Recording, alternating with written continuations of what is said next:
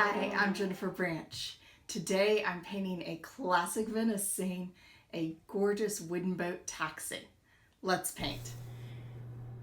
I'm using a large mop, some gorgeous twin rocker paper, and just splashing some cobalt blue around in the background. I want a very soft, muted, dark effect to contrast with the brightness of the water and the taxi boat coming into the sun.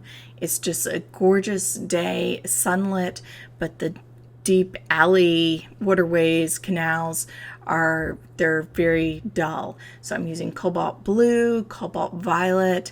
Now I'm brightening the bridge a little bit with nickel azo yellow, but I will darken it again with some maroon perylene and ultramarine blue because this needs to be a bold contrast to the water.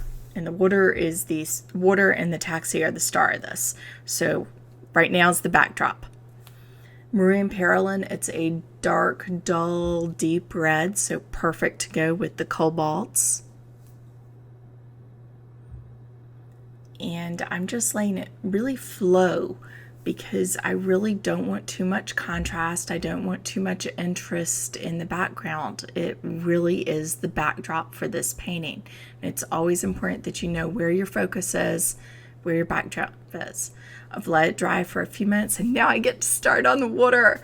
This is the fun part of this one. So the boat is making the waves through the water and I'm starting out with the wonderful chalky cobalt teal. It just is perfect for either tropical scenes or that perfect sunny day anywhere in water where the sky is gorgeous and you can just feel it's this beautiful day and this boat going through the water.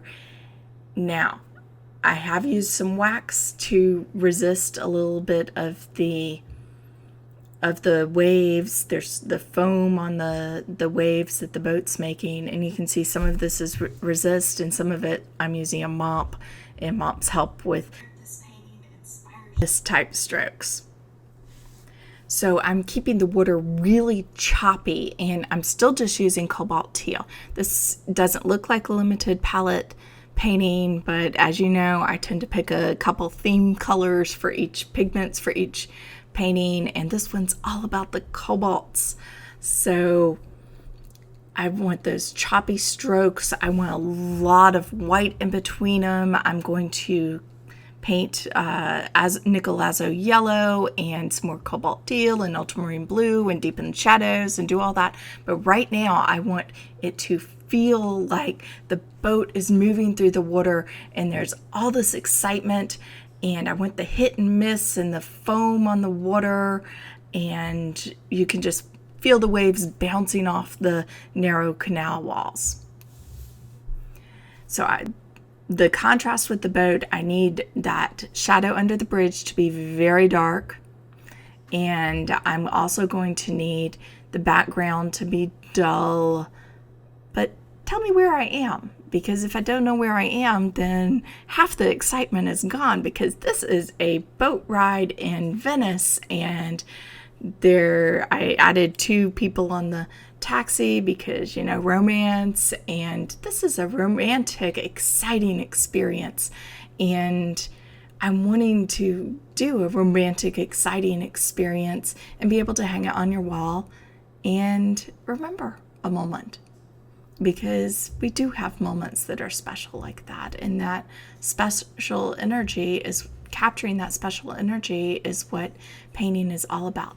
Okay, so when you're painting water, you want to have tiny to big strokes and lots of excitement, because you can get the perfect still water, and I'll probably do a painting or 2 with that because that's fun too, because you get those gorgeous reflections. But mostly water is very exciting to paint in watercolor. So I'm letting everything flow, and I'm working relatively fast. Here I'm adding a little bit more wax crayon because I noticed a place or 2. You really do have to notice where that foam is. I'm using gouache as well, but wax and gouache and masking are 3 different effects. They're not interchangeable. I'm using some cobalt violet, so you want to pull some of the colors from the backdrop into the foreground and mix it up a little bit, otherwise it looks like you've cut and pasted it. So let everything flow together. This is nickel azo yellow mixed with some cobalt teal on my palette, because this is not so much about color, it's about excitement and interesting brush strokes and getting that energy with the brush strokes. So I'm letting it flow together, but to get that deep green palette, and then let some, the waves really, cobalt teal, nickel azo yellow, that's most of it. So different combinations, different percentages of that. All right, so the waves come forward of the boat, and you can see them kind of V'ing backwards and dissipating. But you want to show that they're splashing off the side of the canals as well, because it is a part of the interest is it's this really there's the deep darks here with the under the bridge, and it feels it's coming from the shadows into the sunlight, and this is quite a lot of power in a controlled area. So the waves are splashing all around. So fast brush strokes, get on some great music, and really let your hand move with it.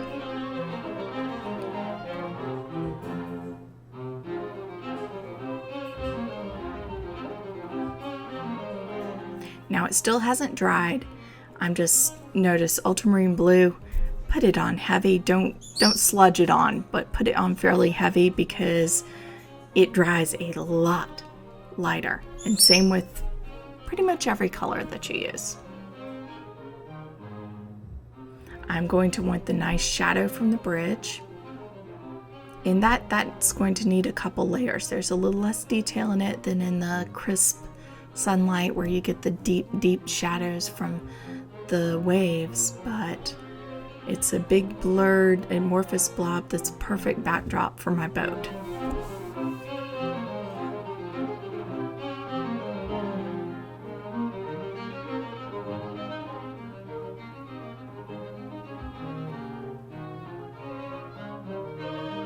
Now, water has areas where it's crisp and areas where it's blurred. So sometimes let it dry in between layers. Sometimes in some areas let it flow together. You can see some areas I'm just letting it dry for a minute, because I'm going to need that if I want to have the crispness of waves and be able to get the layered effect of the dappled sunlight and reflections and all that action going on at once.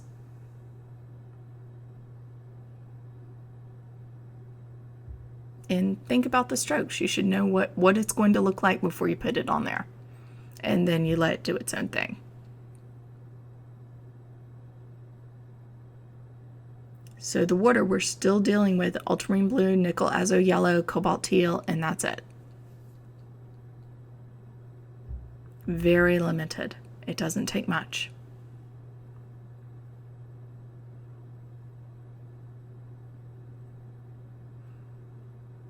I love trying new colors, but it really is a good idea to stick with a palette of, 10 colors at the most in a painting, because otherwise it gets a little busy. So you can see the picture, and we're adding a little bit more. We're doing it in Technicolor, right?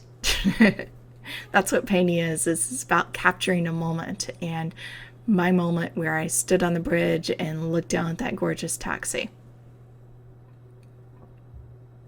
I love wooden boats, as you know. You can see some of the wax resist, but I'm also using a little bit of dry brush in this.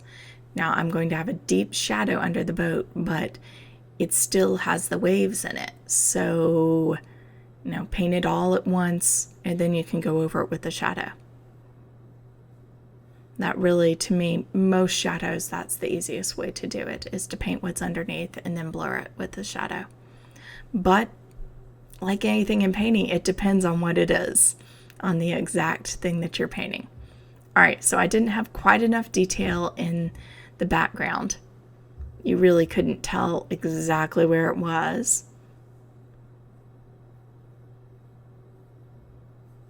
Sorry about the camera shake in this. I have a puppy that has decided the tripod is the stand is the perfect bed. So I like having him paint with me, but all right, always keep in mind what you're painting, because it isn't just, it's a bridge. It is warmer in some areas, there's more shadows in others, and it just changes. It flows through the painting, and you need to pay attention to it. If you're painting from a photo instead of from life, you need to don't paint from other people's photos. I know for a reference photo, but when you're doing a real painting, not a learning experience, don't paint from someone else's photo. Paint from your own and put yourself back when you took that picture of that amazing boat, and you can feel the salt spray on your face and the energy. All right, nickel azo yellow, I started with that and just added a few highlights. The boat is the center of this painting, obviously the main subject. So it's tricky because I want to add enough detail so you know what it is. But I want to, I want to put myself where the couple is. It's some guy taking photos in the picture. I don't want some guy painting photos. I want a wonderful romantic Venice idea. So feel free to change stuff around. And if you are changing something major like that, draw it. Be careful. Take your time. I'm doing the couple, pretty much the people in the boat, in silhouette. I'm not adding too much detail to the boat, and really the boat is the star of the show rather than the people in it, because wow, that glowing wood, just gorgeous. But if I do too much detail in the boat, it'll get fussy, because it's the whole experience that's important. It's not a static boat, it's a moving boat, and you don't see every tiny little detail when something's moving. You see the idea of it. And so what I'm wanting is the idea of a gorgeous, fast boat.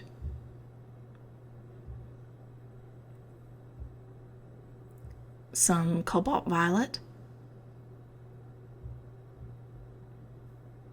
And blur that right into the hull.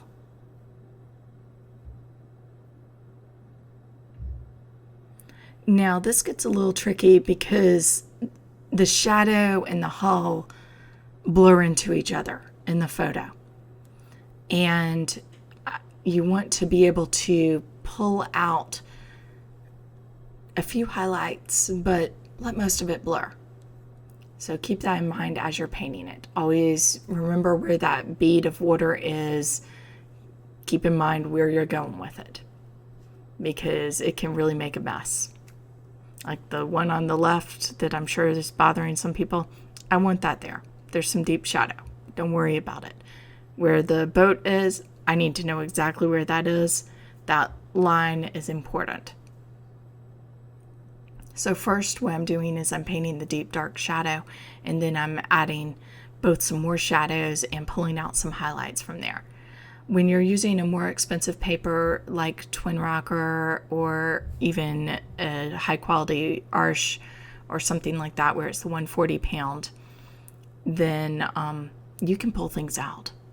You don't have to work so hard. It's easier.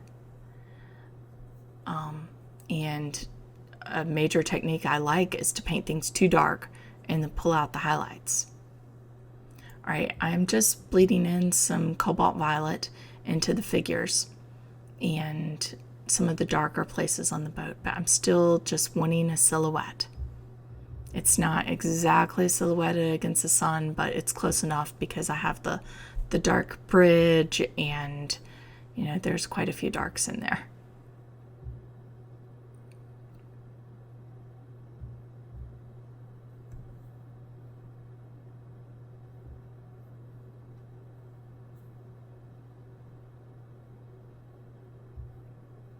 Now that line wasn't coming out quite right, so what do? You emphasize it, and I'm changing things slightly as I go.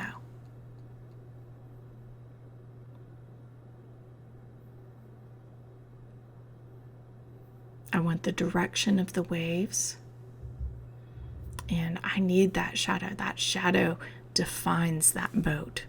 That tells me where the shape of the hull ends and all the details.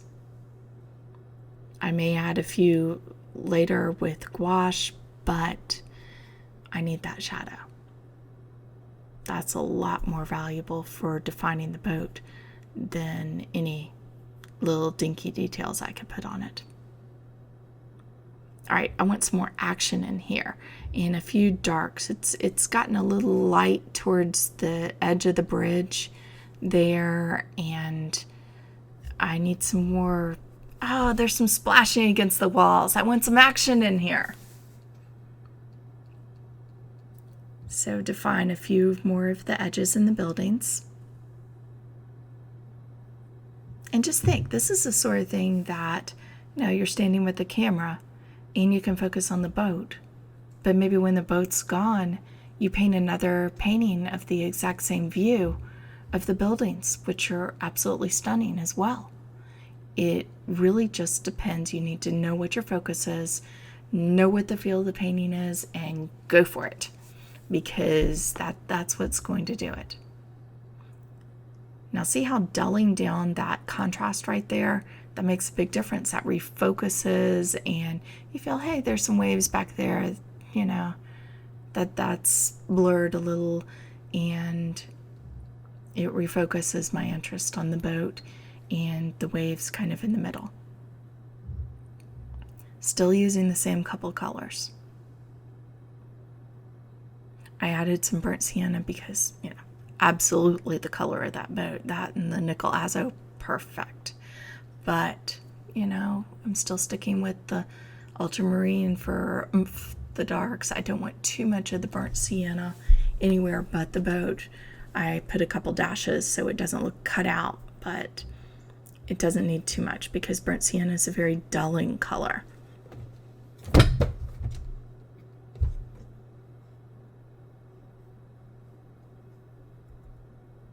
Now the edges of that shadow with the nickel azo, because that gives it a wonderful glow.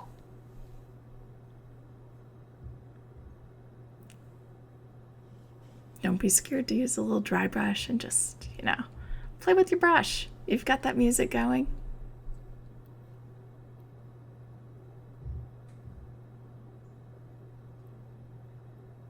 More of the cobalt teal.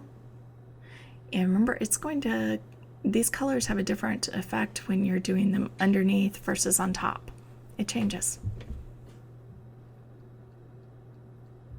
So you're going to get some chalky, interesting granulation in there. Little dashes on the people. Just kind of pulls it all together because they'd have the water reflecting on them and all this stuff going on.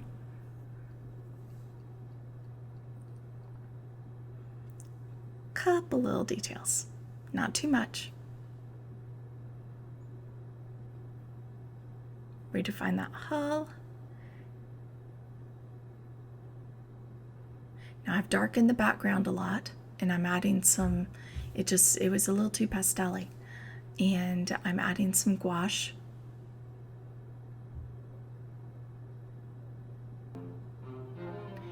And pulling out some color. So such, you can do that with paper with plenty of sizing in it.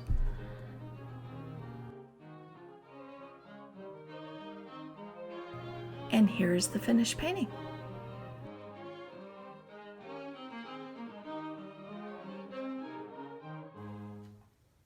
I hope this painting inspires you to paint your own gorgeous boat. For more information and a reference photo, please visit my website, paintingwatercolor.com. And if you like this video, please give me a thumbs up or subscribe. It helps. I hope you have a wonderful time painting this weekend. Happy painting.